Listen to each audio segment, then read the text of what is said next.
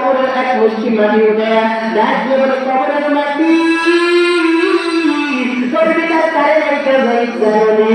ও কবরের মাটি তোর বিচার এমন একটা লোক রেখে যায় যে বিশ্ব নবীতে ও কবরের মাটি তোর মধ্যে এমন একটা লোক রেখে যায় যে হযরত আলীর স্ত্রী হযরত হাসান হুসাইনের মা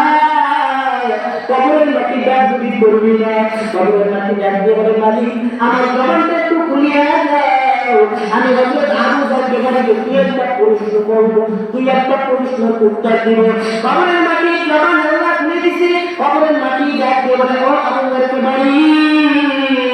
আমি কবরের মাটি আজকে তোমার প্রশ্নের উত্তর দিতে চাই ও আবু বকর বাড়ি তুমি কি জানো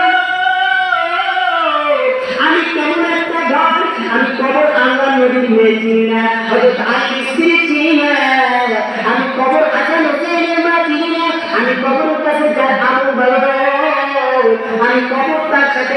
আচরণ করবো ভালো আমি কবরের কাছে যাই আমল খারাপ আমি তার সাথে আচরণ করবো খারাপ এই জন্য আপনি আমি কবরের মধ্যে আমার রাসূলের মেয়ে যদি পরিচয় আমার রাসূলের পরিচয় যদি না জানে তাহলে আপনি আমি কি পরিচয় দিব কার পরিচয় দিব বাজার নিজের সামান নিজে কই অন্ধকার কবরের বাজার একটু চিন্তা করে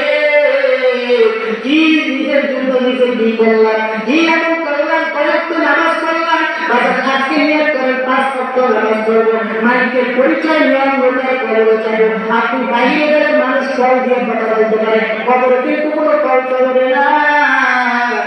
এই হিসেব করে আমরা কবরে রওনা দেন আজ থেকে নিয়ে করেন 5 ওয়াক্ত নামাজ পড়বো আর 5 ওয়াক্ত নামাজ পড়বো মালিকের হুকুম মানবো যেতে পারবো দুইটা হাত দেয় আল্লাহু আকবার বলে দুইটা হাত দেয় আল্লাহ তুমি সকলকে কবুল করে নাও আল্লাহ তুমি আমিন বলে হাত নামাই বাবা আমার জন্য দোয়া করবেন আমি আপনাদের জন্য দোয়া করি বাবা আমি অসীম মানুষ আপনারা আমার মানুষ